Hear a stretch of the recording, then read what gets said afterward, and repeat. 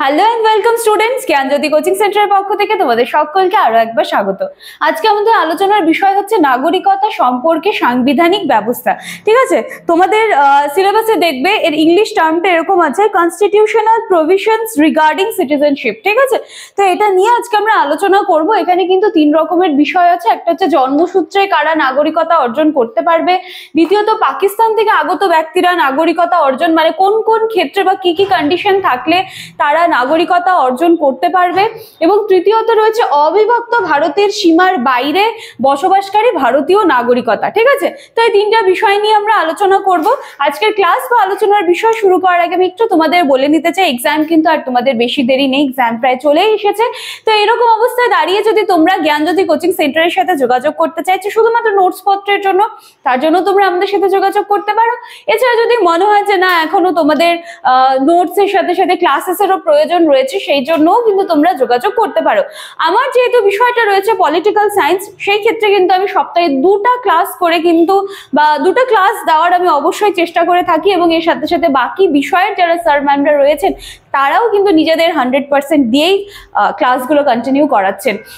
জ্ঞানজ্যোতি coaching সেন্টারের সাথে সরাসরি যুক্ত হতে গেলে তোমাদেরকে বোর্ডের কর্নারে দেওয়া দুটি নাম্বারের মধ্যে যে কোনো একটি নাম্বারে কিন্তু যোগাযোগ করে নিতে হবে। চলো আর কথা না বাড়িয়ে আজকে আমি আলোচনার বিষয়টা শুরু করছি। সবার প্রথমে রয়েছে জন্মসূত্রে নাগরিকতা অর্জন, মানে কি কি কন্ডিশন থাকলে জন্মসূত্রে নাগরিকতা যে সিটিজেনশিপ আছে সেটা পাওয়া যাবে। ঠিক আছে, সবার প্রথমে হচ্ছে 1950 সালের 26শে জানুয়ারি। ঠিক আছে, 1950 সালের 26শে জানুয়ারি আগে পর্যন্ত যারা হচ্ছে মনে করো যে এই ক্ষেত্রে মানে নাগরিকতার জন্য যারা আবেদন করেছিল তারা কিন্তু সকলেই জন্মসূত্রে নাগরিকতা অর্জন করতে পারবে।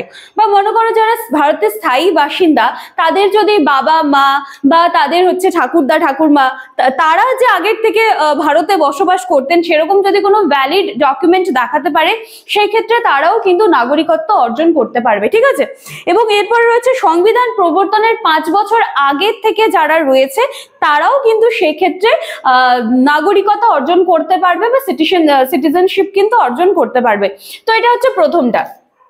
এরপরে দেখো পাকিস্তান থেকে আগত ব্যক্তিদের নাগরিকতা অর্জন, তাহলে সেই ক্ষেত্রে কি কি কন্ডিশনস রয়েছে। সবার প্রথমে রয়েছে 1948 সালের 19শে জুলাইয়ের আগে। ঠিক আছে, 1948 সালের 19শে জুলাইয়ের আগে যারা হচ্ছে পাকিস্তান থেকে ভারতে এসে বসবাস করছেন সেই ক্ষেত্রে তারা কিন্তু পাবে। এরপরে আরেকটা কন্ডিশন আছে যে 1950-এর 26শে জানুয়ারির আগে যারা নথিভুক্ত করেছে তারাও কিন্তু পাবে। ঠিক আছে, এবং এরপর আরেকটা কন্ডিশন রয়েছে যে দেশ বিভাগের পর যারা মনে করো যে ভারত থেকে পাকিস্তান চলে গিয়েছিল এবং সেই ক্ষেত্রে তারা যদি আবার ফিরে আসে ভারতের নাগরিকত্ব অর্জন করতে চায় তো সেই ক্ষেত্রে কিন্তু তাদেরকে একদম ভ্যালিড ডকুমেন্ট দেখাতে হবে। তো সেই সূত্রেই কিন্তু তারা মানে ভারতে থাকার যে অনুমতি পত্র রয়েছে তারা কিন্তু সেটা পাবে। ঠিক আছে, এরপরে রয়েছে অবিভক্ত ভারতের সীমার বাইরে বসবাসকারী ভারতীয় নাগরিকতা। এখানে কি কি বলা হচ্ছে যে বিদেশে বসবাসকারী ভারতীয় নাগরিকরাও কিন্তু নাগরিকত্ব পেতে পারেন। এক্ষেত্রে কি করতে হবে, তাদের যারা রয়েছেন হচ্ছে মানে বাবা মা বলো বা তাদের হচ্ছে ঠাকুরদা ঠাকুরমা যারা রয়েছেন তাদের যদি এদেশে বসবাসকারী কোনো ভ্যালিড যদি কোনো ডকুমেন্ট থাকে তো সেই সূত্রে কিন্তু তারা এখানকার নাগরিকতা কিন্তু আবার অর্জন করতে পারে। আবার মনে করো যে যারা হচ্ছে স্বেচ্ছায় বিদেশি নাগরিকতাটা গ্রহণ করেছে সেই ক্ষেত্রে কিন্তু তারা আবার ভারতের নাগরিকতা কিন্তু আর অর্জন করতে পারবে না। এবং সাংবিধানিক ব্যবস্থা অনুযায়ী যারা নাগরিক হিসেবে স্বীকৃত তারা ভবিষ্যতে কিন্তু পার্লামেন্ট প্রণীত আইনগত সমস্ত অধিকার কিন্তু ভোগ করতে পারবে। তো 3 রকমের কন্ডিশন ছিল, 3 রকমের কন্ডিশন কিন্তু আমি আলোচনা করে দিলাম। আশা করছি ব্যাপারগুলো তোমাদের কাছে ইজি হবে। ডেটগুলো ভালো করে দেখবে, যে আমি এখানে কিন্তু দুটা ডেট বলেছি, ডেটগুলো ভালো করে দেখবে। আর এই টপিকটা কিন্তু খুব ইম্পর্টেন্ট আছে তোমাদের। ঠিক আছে, ভিডিওটা ভালো করে দেখবে, একদমই কঠিন নেই, সুন্দর করে এই ক্লাসটা দেখে যাবে, ক্লাস দেখেই পড়া মুখস্থ হয়ে যাবে। চলো আচ্ছা এই ক্লাস এখানেই শেষ করছি, দেখা হচ্ছে নেক্সট দিনের ক্লাসে নতুন একটা টপিক নিয়ে। Thank you.